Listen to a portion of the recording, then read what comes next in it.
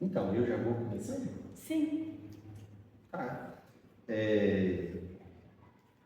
Então, esse encontro, a gente, seguindo, né? A gente vai falar sobre adoecimento e capitalismo mesmo, o nome do mini curso, né? Propriamente. Tentar fazer um compilado aqui de conceitos importantes para pensar. Então, vai ser um encontro um pouco mais assim, técnico, né? Menos político do que o último, mas que eles não estão separados, pelo contrário. Um ajuda a entender muito o outro. E aí, assim, a gente mais uma vez, né, fazendo um resumo do resumo, a gente colocou o texto de bibliografia com alguns conceitos introdutórios. Como não deu para ler, eu vou retomar isso aqui, para depois ir para outros conceitos que ajudam a gente a pensar a questão do adoecimento mais em si.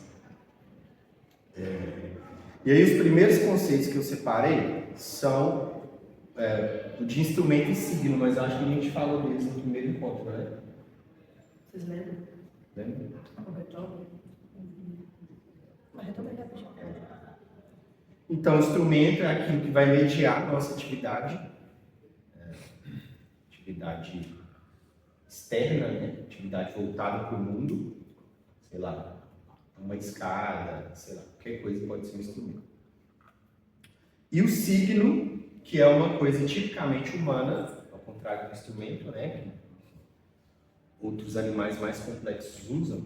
O signo, ele tem uma função semelhante de mediação, mas de maneira interna.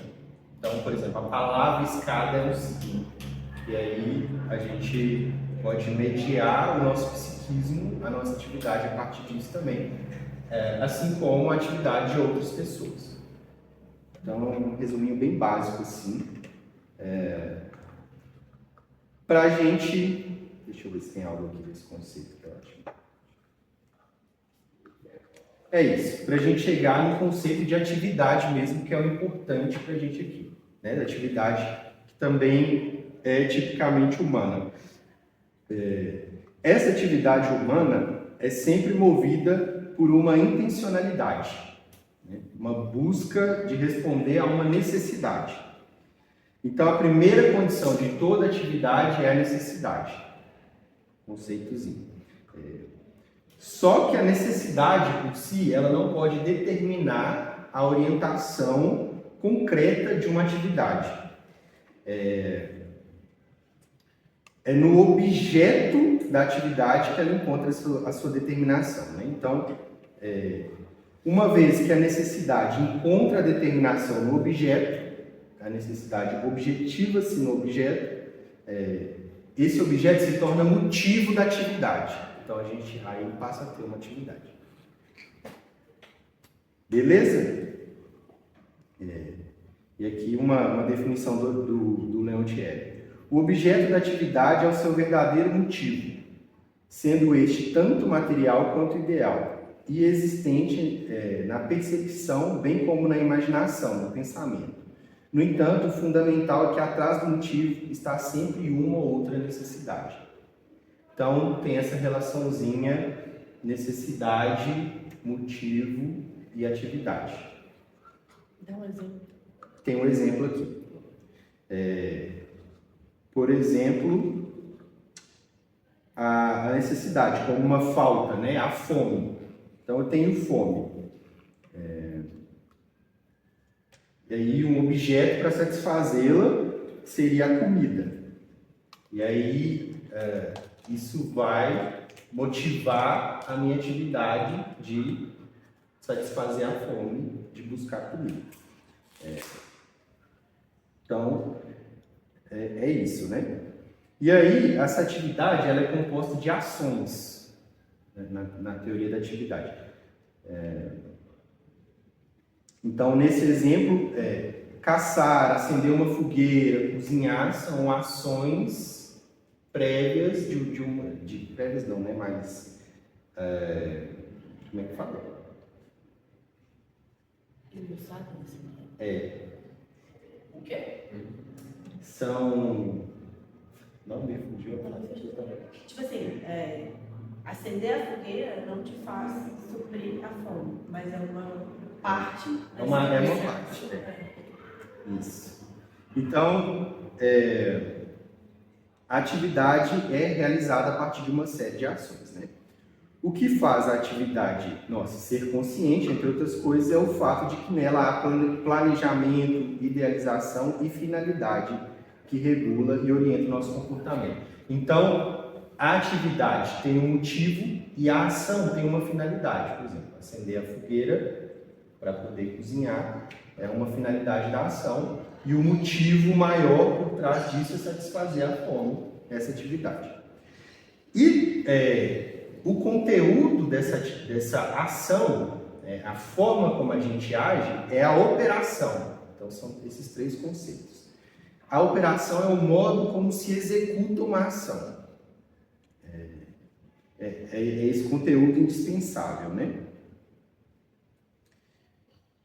A operação é muito importante, assim, para a gente pensar, porque ela depende totalmente das condições concretas de realizar a ação. Então, por exemplo, se eu vou cozinhar numa fogueira, se eu vou cozinhar no fogão a gás, no air fryer, enfim. Isso tudo está ligado a uma cultura e um determinado período da história. Isso é bem importante, a gente vai voltar nisso depois, a gente vai falar de adoecimento. Uma operação pode virar ação e uma ação pode virar operação também no desenvolvimento da nossa vida. Por exemplo, quando...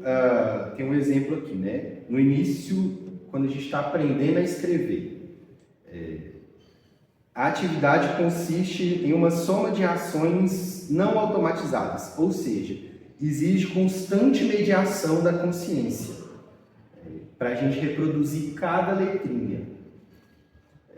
Então, é uma ação. Quando esse processo de escrever se automatiza, ele vira uma operação da ação de escrever. Deu para entender? E o contrário também, quando, por exemplo, a criança só rabisca o papel lá. Aquilo é uma operação não mediada pela consciência. Mas quando ela vai aprendendo a fazer os contornos do desenho, essa operação vira uma ação. Beleza? Então, é isso por enquanto, né? É a parte mais basiquinha, assim. O que liga a necessidade e a finalidade, né? Que é o motivo, para o motivo existir, né? A gente precisa de uma coisa muito importante, que é a unidade afetivo-cognitiva. E aí a gente já entra numa parte mais interessante para pensar o adoecimento. É uma unidade dialética, a gente não pensa ela em separado. De Spinoza, né, que é uma referência de Vygotsky, coloca aqui. Ele chama de razão desejante. Aqui, ó. Há tão somente razão desejante e inervada de afetos. Nossa capacidade de mudá-los reside na posição da razão dentro da estrutura multidimensional do afeto. Então, nessa unidade afetivo-cognitiva, a gente começa a desenvolver nossos porquês. Por que eu vou afiar minha lança? Por que eu vou acender a fogueira? Que são ações parciais, lembrando, ações parciais que por si só não vão matar a fome, mas que se conectam com o objetivo maior da atividade de comer, né? E o Vygotsky coloca aqui também uma crítica a essa separação, que é muito comum na psicologia hegemônica, né? Que vem do cartesianismo, assim, de separar a razão, a emoção, aquelas coisas, acho que a gente já conversou disso. Mas vou resumir aqui, ele coloca que quem separa uma coisa da outra não consegue explicar nem a primeira e nem a segunda. E aí, essa unidade é um elo, então, que vai unificar a atividade, tipicamente humana, e a consciência, como portadora de propriedades que não se decompõem ou se anulam, mas que se conservam e são inerentes à totalidade da atividade humana. e forma a tonalidade dos motivos, como eu falei, os nossos interesses, a inter-relação entre as funções psicológicas, as tendências do pensamento, o afeto e a volição na vida psíquica. Então é a partir dessa unidade afetivo-cognitiva que a gente começa a desenvolver um sistema semântico dinâmico, que é um conceito importante também. Esse sistema semântico dinâmico é o que Vygotsky também entende como a nossa consciência. Ou seja, a consciência ela se dá na atividade, ela se constitui na atividade. Deixa eu só voltar. Que isso, quando a gente está falando de atividade, a gente está falando do trabalho que principalmente o Leontiev desenvolveu, que é uma pessoa que trabalhou com o Vygotsky, a teoria da atividade. Então, o Lucas já passou por isso, né? Que toda atividade, ela guarda uma necessidade. E aí, o que a gente vai pensar como atividade? Ou que tem como seu sinônimo trabalho também, mas não é um trabalho de ir lá trabalhar. O Leontiev dá um exemplo aqui, que é o seguinte. Tem um estudante que está se preparando para um exame, e aí ele está lendo um livro, porque vai cair nesse exame. Ou seja, a necessidade dele é se sair bem nesse exame. E aí, o motivo da leitura dele é isso. Só que aí ele descobre que esse livro não vai cair mais nessa prova. E aí ele para de ler. Então, tipo assim, ler o livro nunca foi uma atividade. A atividade era a preparação para o exame. Agora, se ele continua a ler porque ele quer aprender o que está ali no livro, isso a gente pode considerar uma atividade. Ou seja, é a atividade que comporta essa estrutura, de ter uma necessidade que leva a um motivo de você estar fazendo aquilo ali conectado a uma finalidade. Porque são muitos termos que, tipo, é importante a leitura, assim, depois para pegar mais isso que vão se confundir. Mas é isso, vão falando, assim, tipo assim, não, tá muito confuso agora. Sim. Essa parte é mais... Porque, assim, o que é a teoria da atividade, né? É justamente isso que a gente vem falando, de partir da experiência, de como a experiência vai constituir a consciência. Então, essas categorias que ele define têm relação com isso. Sim.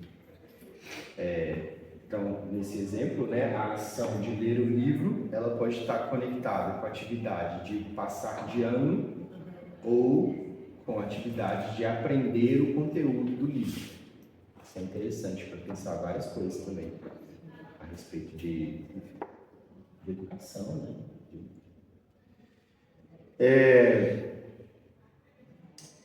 Então, né, fazendo um resumão, a gente vai de uma busca por satisfação de necessidades, uma busca mais elementar, a criança no choro, lá o bebezinho.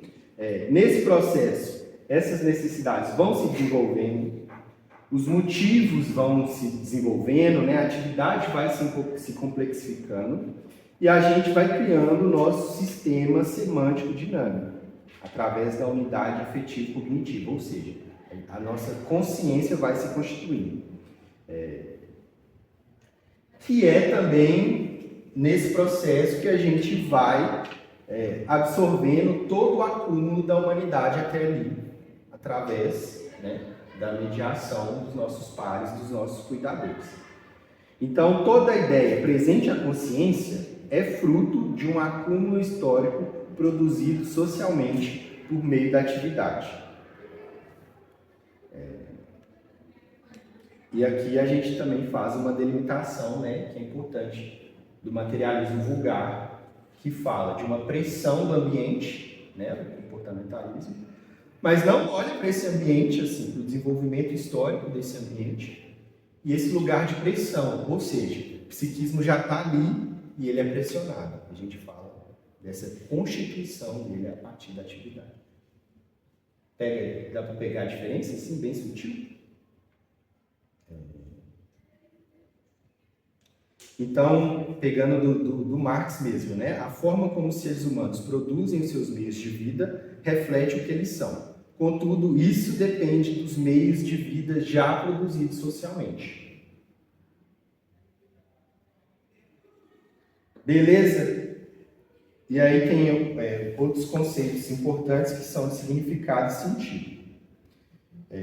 Nesse desenvolvimento da atividade humana e a complexificação, ela foi também se coletivizando. Então, eu afio a lança, você acende a fogueira, enfim. Outra pessoa vai preparar a armadilha para a caça, outra vai atrair a presa. E é um processo que vai se desenvolvendo também a linguagem, que também vai se complexificando, né? E a unidade afetivo-cognitivo também na base dessa linguagem que se desenvolve. É um processo todo imbricado, assim. Os significados gerais que a gente desenvolve com a linguagem, eles estão ligados aos motivos coletivos da atividade. Esses motivos, né, os porquês nesse processo, eles vão deixando de ser biológicos e eles vão passando a ser sociais. Então, de outro modo, com a linguagem, as significações gerais, os motivos da atividade passam a se dar pela relação entre os seres humanos. Quando a gente está executando nossas ações dentro de uma atividade, na nossa maneira singular de estar no mundo, né, com as nossas vivências, a gente vai desenvolvendo um sentido pessoal para aquela atividade. Ou seja, o significado social e coletivo, na raiz do motivo da minha atividade, vai se tornando um sentido único e pessoal. De boa, Pedro? Vamos dar exemplos? Você tem exemplos aí? Acho que eu tenho mais embaixo. Você tem algum aí? Pode Sobre essa questão de sentido e significado, o Leon Xavier também fala que os significados a gente não escolhe eles como se estivesse numa vitrine ali e pega o que a gente acha mais adequado, mas que eles são dados pra gente através do que foi desenvolvido assim, nesse tempo histórico, através da ideologia dominante. Então, um exemplo. Vai. Eu acho que quero saber tudo, depois eu dou. Então, um exemplo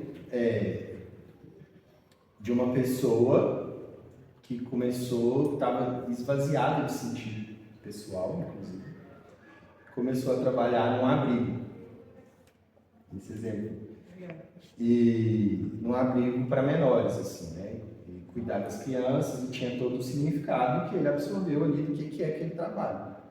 Só que em contato com essas crianças, veio muita coisa da própria história de vida dele, do passado dele, das dificuldades, enfim. E aí, na relação com aquelas crianças, ele foi desenvolvendo um sentido pessoal de estar ali. O que levou a ele construir outros motivos e desenvolver outras atividades, como querer estudar pedagogia, como querer fazer cursos, enfim. E aí a vida dele se redirecionou totalmente para um outro lugar, que é uma coisa que a gente fala também sobre essa coisa da motivação, do sentido, como ele se dá também na atividade, o que muitas vezes é entendido como oposto, né? Primeiro você tem um motivo, um sentido, e aí você começa a agir. Se quiser dar o seu exemplo. Eu ia dar um exemplo, assim, imaginando uma pessoa que, pelas condições de vida dela, ela se sente muito frustrada em relação a, por exemplo, conseguir construir uma carreira profissional, ter um retorno financeiro a partir disso. E aí, um dos significados que foi oferecido para ela é o da meritocracia. Então, ela conecta esse sentido pessoal dela, essa frustração, com esse lugar, ou seja, é um significado porque é compartilhável.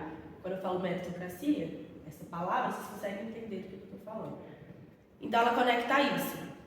E aí, a partir disso, se sente péssima, porque ela não consegue, se ela não conseguiu é por causa dela. E vai desenvolvendo assim. E aí, por questões que acontecem na vida dela, por exemplo, ela começa a ter contato com militância, com outras concepções sobre isso, e na verdade passa a nomear muito mais de uma consciência de classe, um ódio de classe, e isso que ela sentia, essa angústia, assim, tornando uma visão muito menos individualista, né? Mas dos porquês a vida dela foi se desenvolvendo de determinada maneira, assim. Então, são dois significados diferentes que podem nomear o mesmo sentido que foi sendo desenvolvido. Então, no estudo significado, a gente pensa nesse sentido, assim, que é algo, ele é mais estável ao longo do tempo. Se eu falar, tipo, imagina aquela coisa, um elefante rosa, vocês conseguem imaginar, apesar de não existir, porque a gente sabe o que essas palavras significam. E o sentido, ele é algo, o Vygotsky define como a somatória dos eventos psicológicos que a determinada coisa já teve pra gente. Então, tipo assim, por exemplo, o elefante rosa, eu lembrei da Bila Bilu, não sei se vocês lembram, que era um elefante da Xuxa, e na minha história isso tem alguma carga, assim, de sentido psicológico. A mesma coisa, tipo assim, fazenda, todo mundo sabe o que é. Agora, qual fazenda você vai imaginar, qual a sua relação com a fazenda, isso entra nesse campo do sentido. Certo.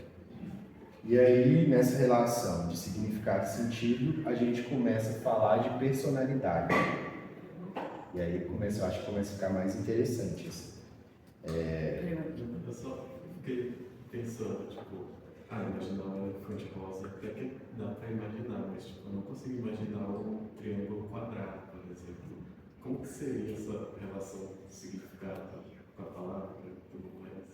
Eu não consegui imaginar um triângulo quadrado. Chique. As coisas se contradizem, né? E entra num campo que é o de conceito científico. A gente saber o que é um triângulo. Isso é muito interessante porque o Vygotsky, ele tem experimentos como é que chama aquele? O Cazaquistão e Uzbequistão, no pátio lá da União Soviética. E aí ele vai para comunidades assim, que tinham um nível tecnológico menos desenvolvido do que de onde ele vinha, e aí tinha, tipo assim, símbolos, não vai ter um pincel aqui, mas que era, tipo assim, dois símbolos redondos, um assim e o outro assim, por exemplo. E aí se perguntava para a pessoa se tinha similaridades entre essas coisas. E ela dizia que não tinha nada a ver, porque um era um prato e outro era, tipo, um cesto. E aí, o que ele percebe com isso? Que essas similaridades, elas não estão dadas, ou seja, esse caráter profundamente social da percepção, porque isso, um círculo, um triângulo, já entra nesse campo dos conceitos científicos, que é um tipo de conceito que, ao contrário do que ele chama de conceitos cotidianos, a gente não vai ter contato sem que alguém explique isso pra gente, assim, do que se trata. E isso também, né? Tipo, entra num lugar de contradição.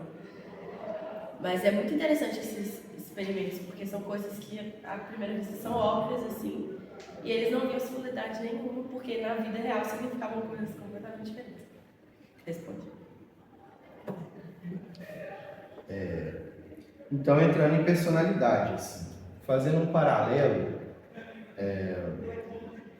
se a gente pensar o sentido como uma manifestação mais fluida do significado, a gente pode pensar a personalidade como uma manifestação mais fluida da constituição do indivíduo. Então, o momento histórico, as vivências desse indivíduo, seu movimento de apropriação e objetivação na relação com as outras pessoas, a estruturação da sua atividade, a sua hierarquia de motivos é uma coisa bem central. Assim. Tudo isso vai moldando a forma dele ser como pessoa. E aí é uma coisa interessante também, que a gente separa indivíduo de personalidade. Uma coisa que, no geral, não fazem, né? Se vê personalidade como uma coisa que você nasce com ela, né? Intrínseca, né? Intrínseca. Tinha uma disciplina aqui de bases biológicas da personalidade, né? Uma coisa bem bizarro. O que leva a processos bem, tipo, de atribuir personalidade a animais, a bebezinhos. É muito tipo, é o gene que vai te dar tal traço de personalidade. E que a princípio pode parecer algo meio, qual que é o problema disso, né? Mas, se você for assim, a fundo, se você segue essa lógica, não é muito difícil você chegar no momento que você vai estar procurando, por exemplo, o gene da violência, o gene do crime, ou então procurando o gene da ansiedade, o gene da depressão, e caindo sempre nesse lugar de um ser fixo, né? Um ser predestinado a estar daquele jeito. Logo, Eugenia. eugenista, exatamente. Até uma forma fixa de você colocar diferentes etnias em diversos lugares, enfim. Sim. Então a gente faz essa separação, os indivíduos, eles têm diferenças genéticas, biológicas, enfim. A gente pode pensar os animais como indivíduos, que também têm diferenças no comportamento deles, mas a personalidade, ela parte dessa base do indivíduo para se constituir na vida social à medida que a gente vai adquirindo um sistema semântico, né, com a unidade afetivo-cognitiva, aí pegando todos os conceitos, né, a gente começa a desenvolver os conceitos e atribuir sentidos pessoais que vão definir a nossa maneira de estar no mundo. Deu para pegar tudo assim? Então isso é personalidade. Ela se dá, a gente precisa então começar a entender os conceitos, a conseguir abstrair, e isso se dá por volta dos 12, 13 anos, assim, que isso começa a se desenvolver. Então também a gente acha bem delicado, e aí tem testes, né, coisas que vão tentar atribuir personalidade a crianças muito pequenininhas, né? Já vi casos de, bebê de colo, e a médica falava assim, seu filho é muito colérico, né? Como se fosse um traço que ele ia levar para a vida dele toda. E a gente se posiciona absolutamente contra isso, né? Inclusive na universidade não é difícil você ver em aulas, você falar, não, porque se o bebê se comporta dessa forma, provavelmente lá na frente isso é indicativo de que a personalidade dele vai ser tal jeito, enfim. É uma lógica muito formal mesmo, assim, tipo, o bebê é muito quieto, logo ele vai ser tímido, sabe? Enfim, bem nesse sentido. Isso aí. Então é isso, a personalidade é formada pela trama de relações sociais produzidas pelos indivíduos numa dada sociedade. Tem mais aqui coisas sobre personalidade, mas acho que já ficou claro, né, essa definição. E aí também é formada na atividade, ela se incorpora na atividade, enfim. E aí a gente pode entender, só para concluir, né? Vou pular direto para a conclusão desse pedacinho aqui. A personalidade também como esse encadeamento de motivos que se dão com os sentidos pessoais na atividade, etc. Então, por exemplo, uma pessoa que tem como atividade principal de vida, nessa hierarquização de motivos, o cuidado com os filhos,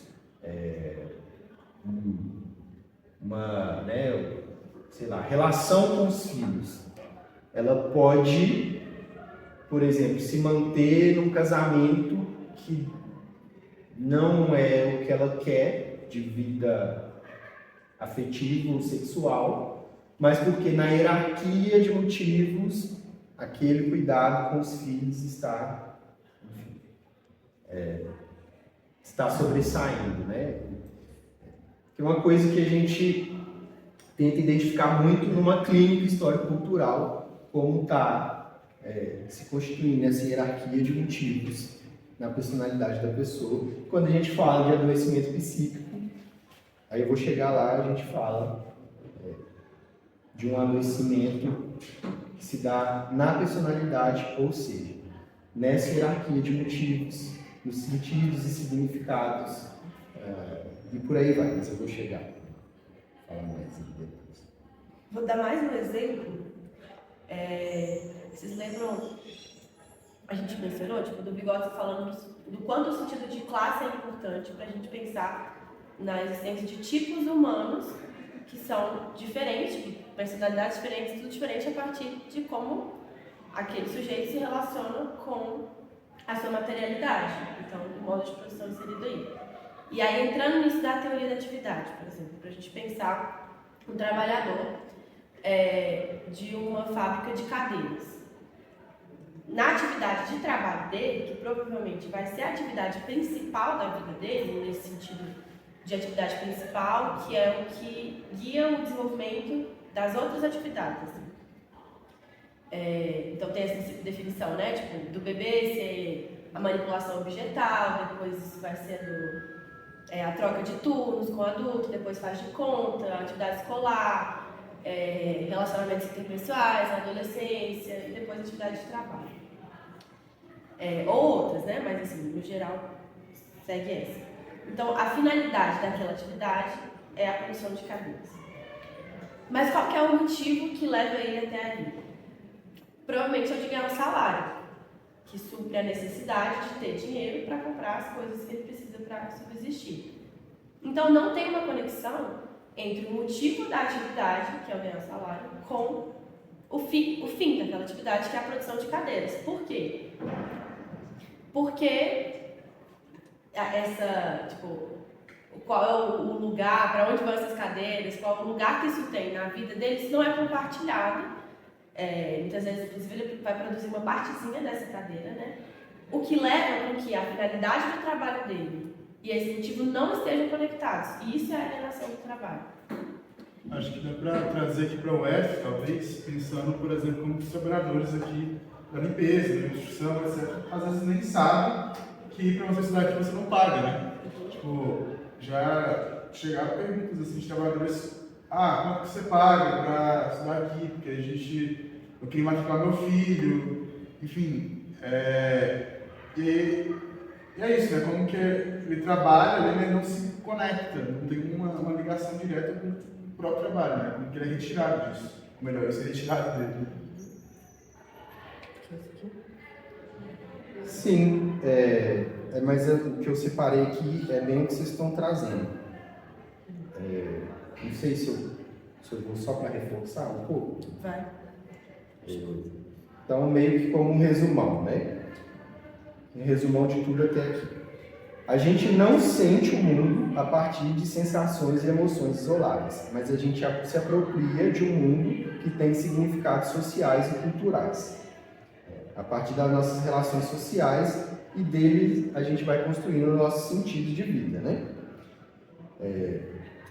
Então a personalidade, ela vem das atividades que nos colocam em relação com esse mundo, das relações sociais que vêm dessas atividades e das relações entre as experiências e os sentimentos que ela mobiliza. E aí a gente vai desenvolvendo essa estrutura motivacional da personalidade, que só é possível com a unidade afetivo-cognitiva. Tá. E aí no modo de produção capitalista, acontece, né, que o capitalismo ele vai atuando como um mediador desses processos todos. E nessa sociedade dividida em classes, há esse esvaziamento do trabalho que a Mafê comentou, né? Ele vai se tornando um trabalho alienado. Então, o sentido do trabalho para o trabalhador não é o de produzir bens que satisfaçam as suas necessidades coletivas ou individuais, mas sim o de vender sua força de trabalho, que garante a sua subsistência, ao mesmo tempo que tende a elevar a níveis extenuantes o seu desgaste biopsíquico, para além da necessidade social, o que produz lucro, acúmulo de capital, para quem compra as suas forças vitais. Então, a atividade se separa do seu motivo. O trabalhador pode tecer, por exemplo, não pela atividade em si, mas pelo salário proveniente do tempo de vida e esforço gasto para realizar a atividade. A necessidade fundamental da vida do trabalhador é a sobrevivência, E como tudo no capitalismo é consumível pelo dinheiro, o motivo do seu trabalho passa a ser o seu salário. Então há um rompimento entre os significados sociais e os sentidos pessoais da atividade vital humana na sua raiz, né? Que está na base da personalidade e o que leva a processos de adoecimento, né? A vida coletiva é convertida numa vida individual e uma desconexão dessa unidade afetiva e cognitiva. Eu posso só dar eu acho que um exemplo muito cruel mesmo é de como que você vai ver nas universidades pessoas que usam muito da formação livre, da extensão, etc., para fazer coisas que gostam, enquanto estão matriculados em cursos que geralmente não gostam. Então, você vai perguntar para a pessoa, em que curso você está? Estou no curso X, ou estou em psicologia. Esse é o curso que você queria estar. Eu queria estar fazendo arte, queria estar fazendo letras, queria não estar na faculdade, né? Então, quanto que... Você vai perguntar, você vai cavando, você vai achando, por que você foi fazer psicologia? Porque o mercado de trabalho paga melhor, porque ser professor hoje em dia não dá, porque meus pais não dá, porque eu tenho que sobreviver. Então, é o quanto que, quando você vai, assim, você vê uma desconexão mesmo, né? Você não vê a pessoa vendo sentido social naquilo que ela está fazendo. Então, muitas vezes você está trabalhando, muitas vezes você fala de médico, né? Que trabalha bem, não consulta bem com as pessoas, não lida bem com ninguém. Aí você vai ver, geralmente são médicos que passam plantões extenuantes, que estão na profissão que muitas vezes não queriam, mas como é um médico do funcionalismo público, que é uma das melhores carreiras, muitas pessoas vão para lá exatamente para poder sobreviver. Então é quanto que isso adoece, não só a pessoa que está naquele lugar, como também as pessoas em volta, né, que vão começar com ela. Então, quanto que o capitalismo vai corrompendo, vai se colocando, vai se impondo em cima dessas relações e vai distorcendo tudo, né? Vai tirando o sentido de tudo. E aí eu acho que a parte mais de conceito, assim, já foi, né? Eu acho que a partir disso a gente já consegue refletir todas essas coisas, desânimo, falta de atenção, falta de foco, que são queixas muitíssimo comuns, né? Que a gente vê hoje em dia, assim, processos depressivos, de ansiedade, de insônia, enfim. Eles muito ligados, a gente pode ver eles muito ligados com esse rompimento, assim, né? Entre a cognição e o afeto, essa alienação, né? Essa perda do sentido pessoal, é uma personalidade que vai se adoecendo. Aí outras coisas que a gente pode pensar, né, a importância das mediações ao longo da vida, né, da educação, do acesso à cultura, do acesso ao lazer, o papel das opressões, o papel da violência, né, violência especialmente do Estado, que é essa violência oficial, né, legitimada, como a gente viu na questão da Palestina, enfim. O exemplo da escola, né, que a gente conversou, que ele deu semana passada, né, então ele falou, lembrei muito dessa parte, ele falou, que a aula de História e Sociologia lá na Palestina, para eles, era dada sob uma perspectiva de Israel, e como isso levava eles, os adolescentes lá, a entrar numa crise de identidade muito forte, porque é justamente isso, né? Essa contradição, assim, no momento em que você está começando a formar a sua personalidade, você aprendendo uma história que legitima o extermínio do seu povo e a colonização dele. Então, é uma parada assim, bem bizarra. E aí a gente parte também para pensar a psicologia hegemônica, a psiquiatria, a medicalização, a medicamentalização, de como se olha para todos esses processos de adoecimento de uma maneira histórica, fora do contexto da pessoa, enfim, né? Que procura uma resposta biológica que vai... Vou dar um exemplo assim, cabal disso, que esse final de semana eu estive lá em São Paulo uma atividade com diversas mães de pessoas intimadas pela violência policial. E foram 16, né, depoimentos muito fortes. Assim, teve gravação, se sair no YouTube eu mando lá no grupo, que é assim, um exemplo cabal disso. Que é tipo assim, são mulheres que a gente sabe como que é a pressão do capitalismo para que essas mulheres se tornem mães, essas mulheres que, se não me engano, todas ou a grande, enorme maioria eram negras, né? Como que elas são, assim, quase que forçadas a terem filhos, a cuidar desses filhos e a tornar esses filhos, assim, sua atividade principal da vida, né? Como que é cuidar da casa, enfim. E que, primeiro, a gente já entra aí, né? Que essa atividade ela é atravessada por diversos fatores sociais, igual o Lucas falou, que não necessariamente suas vontades, assim, por exemplo, não necessariamente todas elas, a princípio, querer ser mães, assim, como essa atividade principal, que tomasse todo o tempo delas, mas que foi muitas vezes imposto.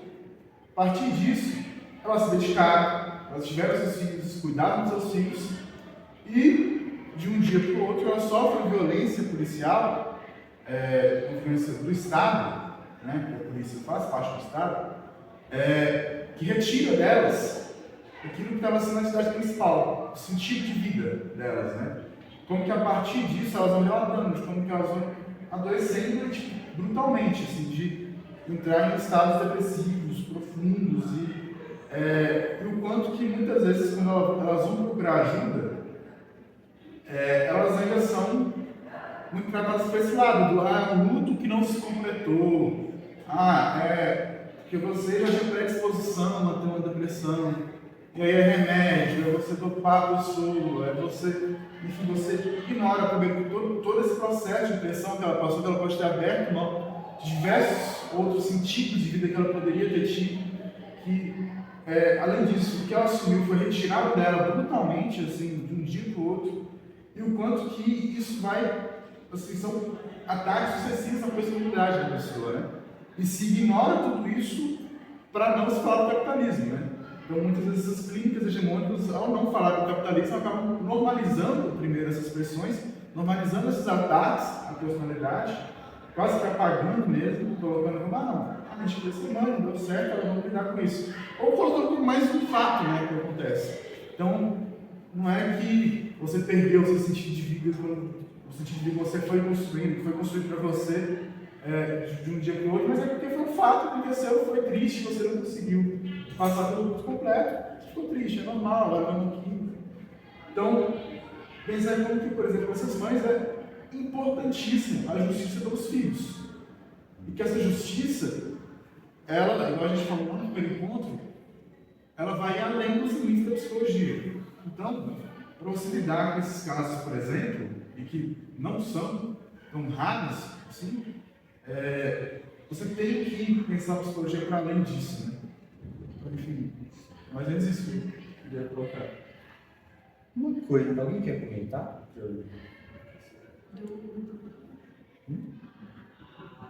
Uma coisa que eu queria fazer. Uma coisa que eu fiquei pensando disso, tipo assim, tentando só fazer um recorte bem da psicologia mesmo e processos de adoecimento e de saúde mental, de como, nesse sentido, a falta de perspectiva é extremamente adoecedora e como que a luta, e aí o Diego viu isso de perto lá também, a luta resgata um sentido coletivo que e assim, é estranho falar só de saúde mental, né? Mas que tem um potencial de cuidado também psíquico muito importante.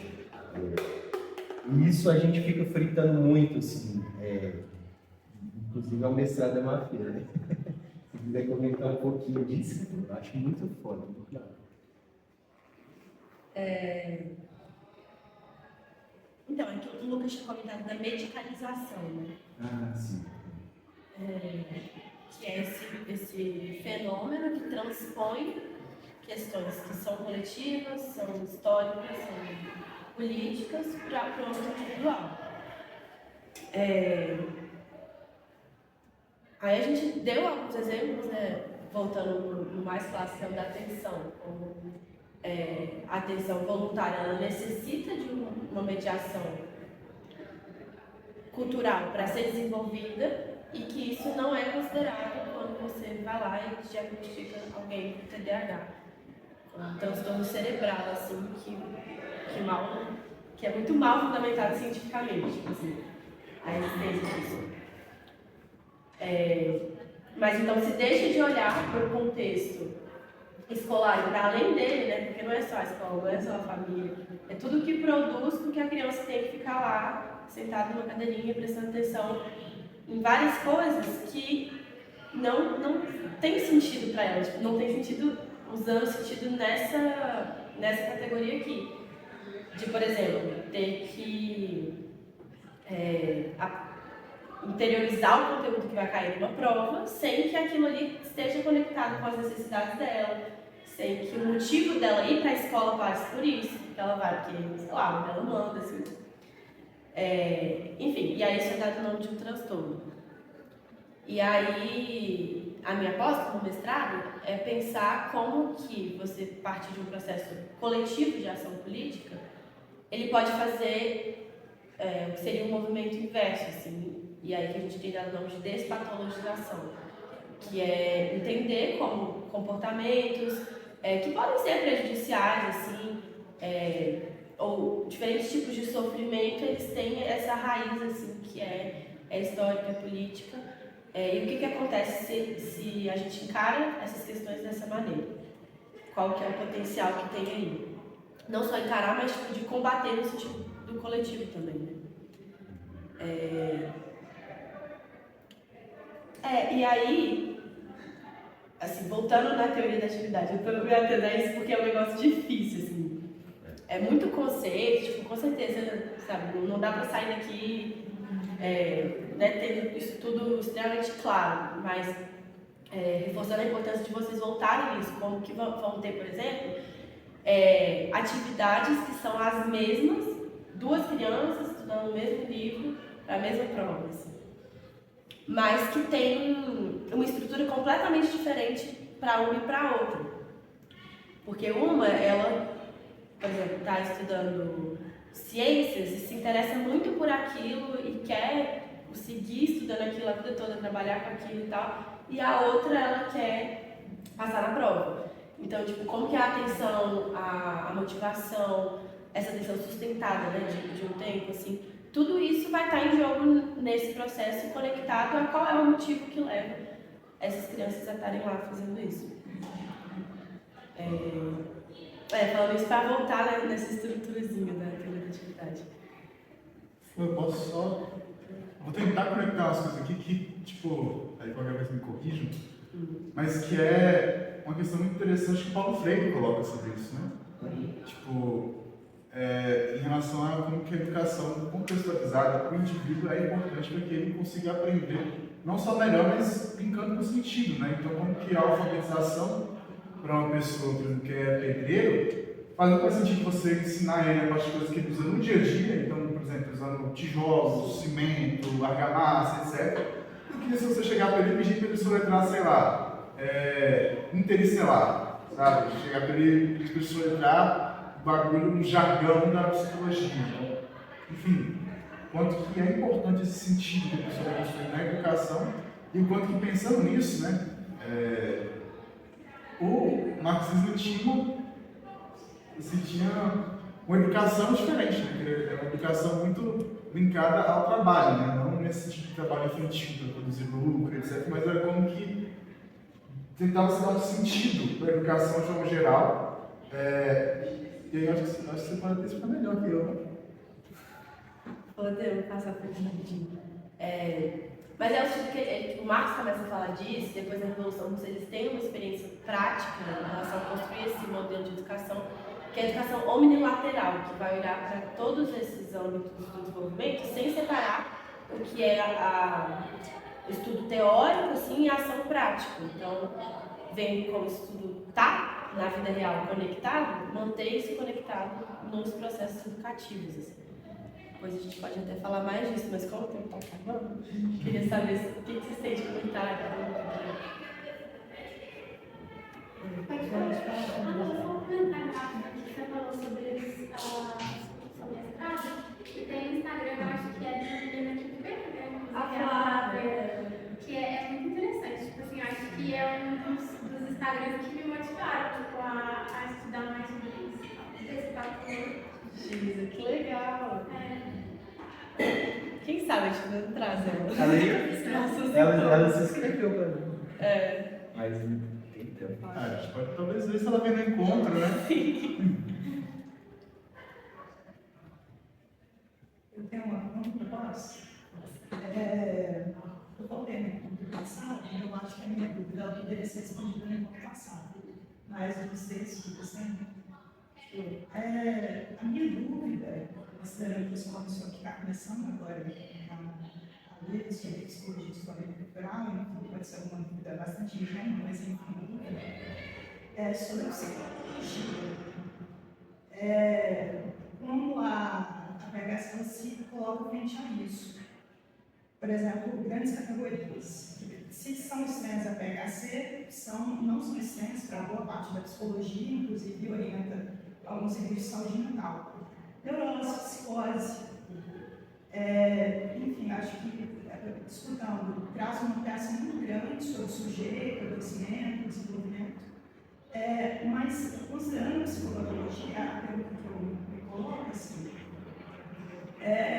o que a PHC ela pode incluir na intervenção clínica, porque ela pode ajudar na clínica, também como elas colocam frente a essas categorias. Que dizem, por exemplo, sobre a loucura, não despolitizando o assunto, mas enfim, colocando ele em pauta. Boa. Quer começar assim? Essa visão na cara no vídeo. Porque é muito bom esse tema. Eu devia ficar palestrinha. Porque a gente tinha no GE Maior um encontro só para debater essas questões. Eu tinha um para a parte da psicologia e um para a clínica. E aí tem essa diferenciação assim, da patopsicologia, que é diferente da psicopatologia, que foi desenvolvida pela Blume, né? Zeigarnik, que foi uma aluna de Vygotsky, assim, e que desenvolve, que é muito interessante, muitíssimo interessante, assim. Na verdade, o que a gente vê é até um retrocesso assim, dos debates que eram feitos. Um método, como é que chama? Experimental? Genético. Método genético experimental, de olhar ali para aquele sofrimento, para aquela condição psíquica, a partir da gênese dele e do desenvolvimento, fazendo experimentos que iam avaliar cada função psicológica ali que estava preservada ou não.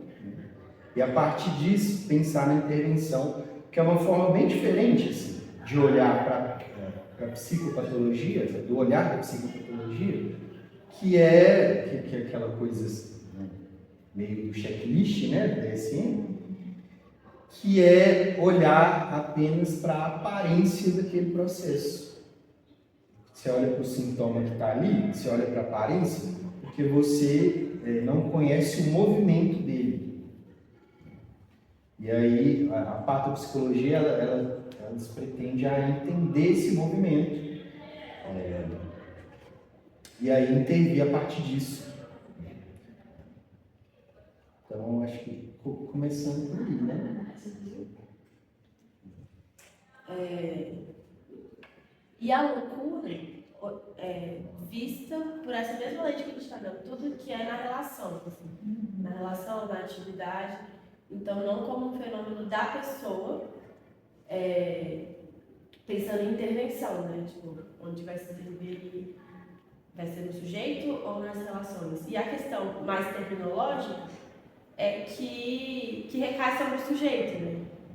Só que tem uma questão que é muito prática, que é tipo assim, de comunicação com outros profissionais, de profissionais entre si. Então não tem uma rejeição assim, de termos mais diagnósticos. Que, enfim, muitas vezes possibilitam, inclusive, coisas legais, assim, que é muito maluco se a gente for pensar. Mas tem sempre essa visão, tipo assim, do que ajuda a dar esse nome, na medida em que eu não conheço qual é a história do desenvolvimento desse fenômeno que eu estou vendo aqui agora. E aí, talvez um exemplo, assim, que para mim, depois olhando para isso, fez sentido para pensar, enfim, terceiro período, vocês estão no maioria do terceiro período, não, mas que a gente tem contato mais com essas categorias, psicose, neurose. E eu lembro, tipo assim, de às vezes estar na rua e ver pessoas em situação de rua, naquele mundo que é outro, e falar, psicose. E tipo assim, entendeu? Já era um pensamento que ia se colocando e no que isso ajuda, tipo, o que eu consigo saber da história dessa pessoa, do quadro dela, com esse nome. Então, eu vejo muito por aí. Essa ideia, essa proposição da patopsicologia, ela é muito foda mesmo, e a gente tem pouca coisa ainda assim, comparado ao que foi produzido, na União Soviética e tal. Hoje, inclusive, a gente estava falando aqui antes de uma referência, enfim, não tem muito a ver com isso, mas que pouco a gente se sabe também sobre qual foi a situação dos manicômios da Revolução Russa, e hoje a gente achou uma referência que fala que tipo, eles foram destruídos, tanto física como assim, socialmente, né? A gente não tinha o que a gente chama de manicômio a céu aberto, né? Que tem hoje em dia. Que é tipo, se você fecha os manicômios e torna as ruas, né? E traz os medicamentos, leva para internaliza, né? Em vez de você colocar. Tem um local físico, você solta e mantém a lógica, né? E aí, só para fechar aqui, tem também toda uma linha de raciocínio a partir desse método também, para pensar medicação, por exemplo. Quando se medica, quando não. Em relação a entender se é uma questão primária, que aí volta naquela questão das funções psicológicas primárias, ou se tem a ver com o desenvolvimento das funções psicológicas superiores. E isso muito conectado ao que é o trabalho dos profissionais de saúde mental da luta manicomial, né? Que já vem pensando, por exemplo, o quanto é importante você não medicar com medicamentos tipo antipsicóticos assim nas primeiras horas da crise, porque ali você tem respostas. Então, aí acho que já chega também no nosso próximo encontro, que é sobre luta manicomial. Pra gente tentar pensar essas coisas juntas. O que você fala? Não, rapidinho sobre essa coisa de se a gente usa ou se a gente rejeita, né, essas categorias.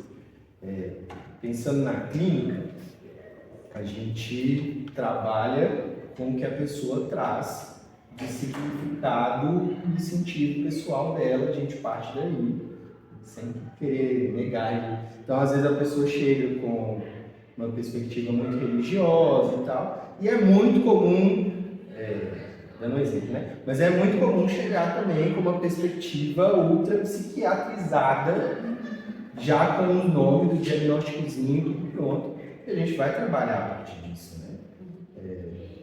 Um exemplo rápido, assim, preservando a identidade, uma pessoa que chegou falando que tinha uma distimia, que é uma tendência depressiva, e colocando isso como algo dela mesmo, e que estava buscando a terapia justamente porque tudo que ela se propunha a fazer, ela desistia de fazer e não levava à frente, e estava preocupada com o futuro, né? E aí tudo bem, vamos trabalhar essa distimia, é isso, né? Então a gente vai partir disso. Mas entrando nesse processo, né, de buscar a gênese, buscar a história do desenvolvimento. E aí você vai descobrir essa pessoa. É um homem gay que, na infância, os pais ficavam matriculando em luta, em futebol e um monte de coisa para ver se transformava, né, aquele menininho que já dava sinais, né, que era gay, para ver se heterosava ele, e tipo, ele acostumou a infância e a adolescência toda a fazer atividades extremamente esvaziadas e chegou à conclusão de que tinha distimia junto com um outro profissional que deu esse diagnóstico para ele em terapia, então um outro psicólogo, e ele chegou com esse diagnóstico para mim. E aí a gente todo um processo de discutir de que, velho, talvez não seja um gene que você tem aí, né? E aí é um processo de começar a questionar isso também, a partir da própria história de vida, de ver as coisas que ele estava aderindo, que eram as coisas que realmente faziam sentido para ele. Então, ele começou a prestar mais atenção nessas coisas, a enxergar mais essas situações. Não sei se dialoga assim mesmo. Sim, sim. Muito obrigada. E aí? Eu achei, só para concluir, assim, foi bem difícil. Assim. Teoria da atividade é um livro, né? Acho que acaba ficando um pouco vulgar, assim, resumir tanto. E fiquei também na dúvida se deu para fazer essa conexão com o encontro anterior, assim. Tudo que a gente falou da situação da Palestina, por exemplo, com esses conceitos que a gente traz hoje. A própria noção de operação, né, que depende das condições concretas e que é o conteúdo da ação, que por sua vez é o conteúdo da atividade, que por sua vez fomenta a personalidade. Assim. Eu não sei se ficou muito separado assim, nessa tentativa de condensar tudo numa hora, não sei. O que vocês acham? Eu acho que pode ir se fazendo as conexões assim. Eu lembrei de um caso da Samara, que talvez dê para conectar mais as coisas. Ela vai falar rapidamente, já temos tempo, de adolescentes palestinos que vão jogar pedra em soldados, tipo, tem os checkpoints, né? Que é tipo assim, qual é a tradução? Uma barreira assim, militar israelense. E aí, é desses adolescentes que vão jogar pedra lá. E que uma leitura rápida poderia definir esse comportamento deles como uma ação suicida. E ela fala o quanto isso é não enxergar o que está por trás de jovens que não tem perspectiva de futuro, que foi aquilo que a gente conversou sobre o controle inibitório, como que se desenvolve o controle inibitório nessa situação, quando isso está ligado à promessa de alguma coisa, assim, tipo, você se controla em nome de algo que seu pai está te falando para fazer, que vai ser melhor para você, então isso não se desenvolve. Mas também como uma forma tipo, de revolta, de resistência, assim, com o que eles têm e podem fazer. E como não se colocarem nesse lugar dessa revolta. Então, eu posso até mandar no grupo depois a partezinha que ela fala disso no livro. Mas de intervenções que, se não olharem para esse sentido que está por trás dessas ações, se tornam coniventes com a opressão, por exemplo. Acho que era isso. Uma dúvida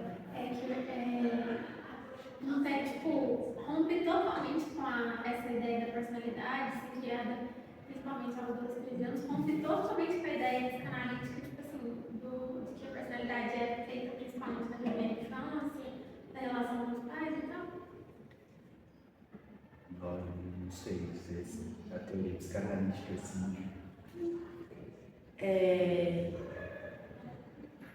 Eu não sei se eu diria totalmente, porque tem uma questão que é tipo, própria do desenvolvimento, do quanto, por exemplo, a primeira infância e a infância subsequente é importante porque a gente chama de neoformações, que são, tipo assim, esse desenvolvimento que na infância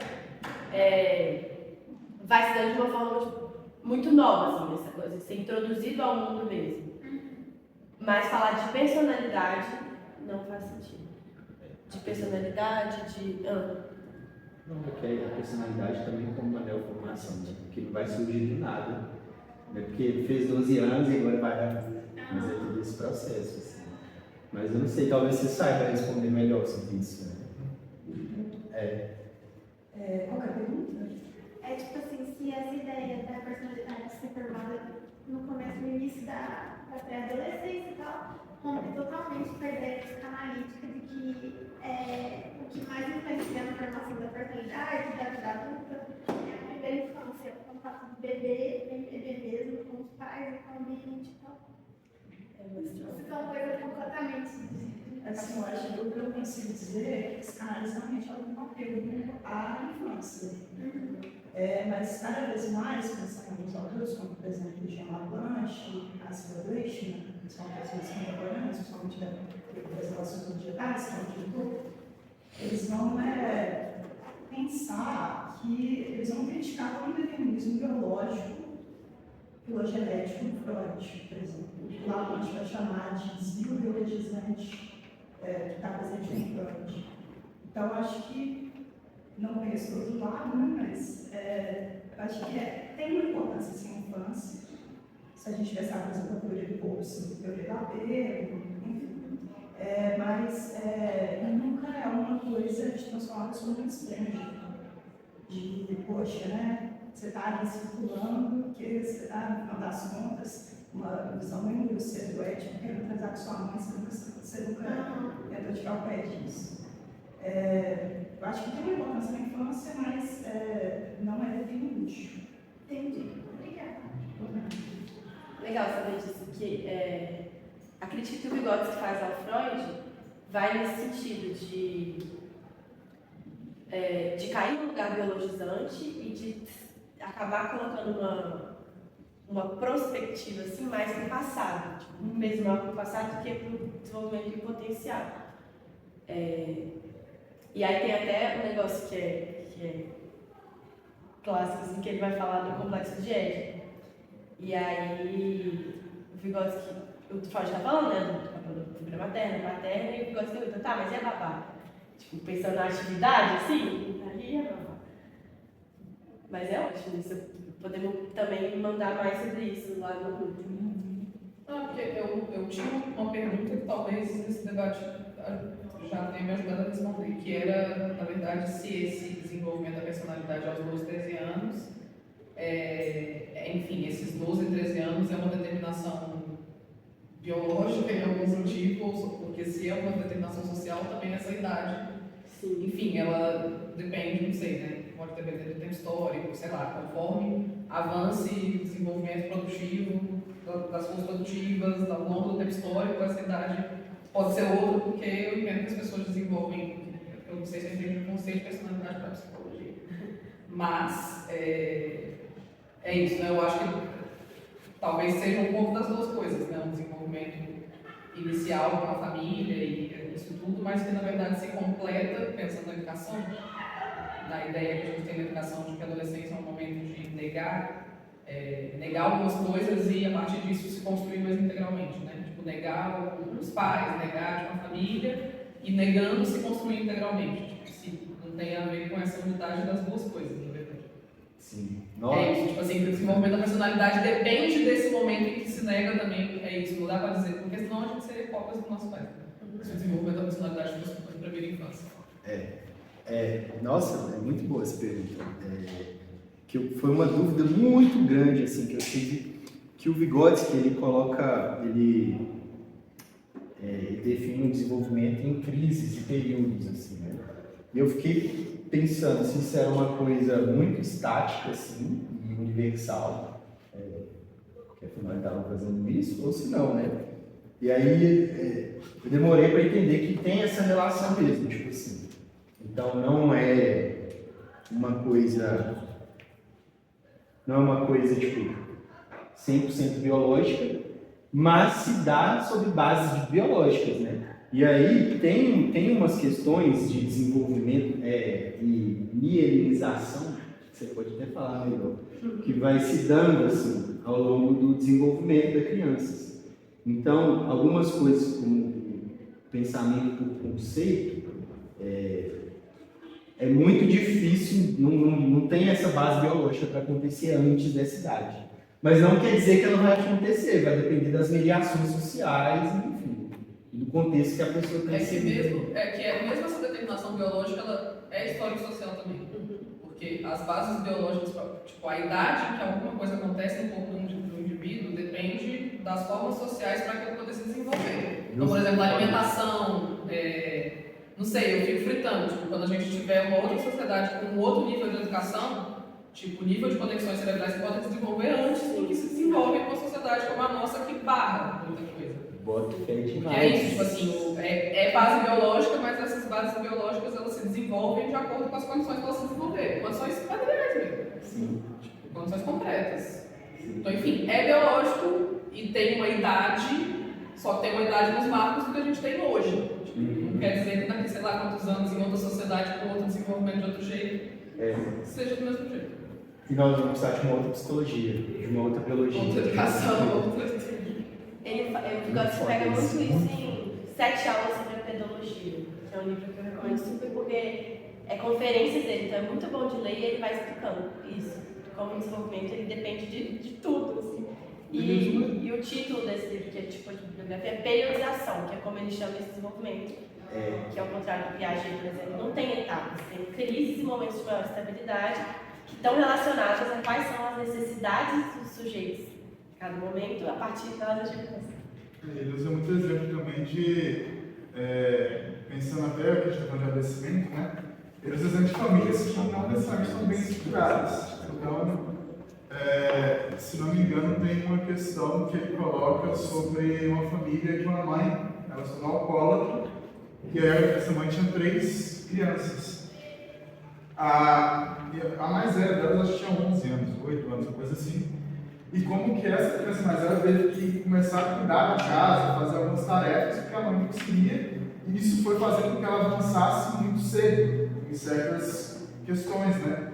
E como que, tipo assim, não é que a criança desenvolveu bases biológicas mais cedo, né? Mas como que isso foi se enquanto ela teve que fazer as tarefas, ela teve que dar um jeito. Então, pensar então que uma criança que trabalha como empregada doméstica desde cedo vai desenvolver diversas questões assim, muito mais rapidamente que as outras e pensando nisso que você falou, né? Tipo, como que o nosso social, como é então, não é coincidência que as crises que o Vygotsky vai colocando tenham unidades muito parecidas com a estrutura da educação.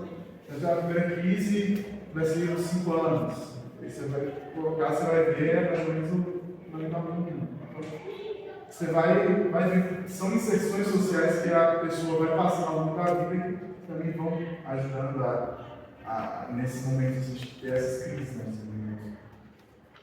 Nesse livro, no capítulo 3, ele chama, o capítulo 3 é a teoria histórico-cultural da periodização do desenvolvimento psíquico como expressão do método materialista dialético.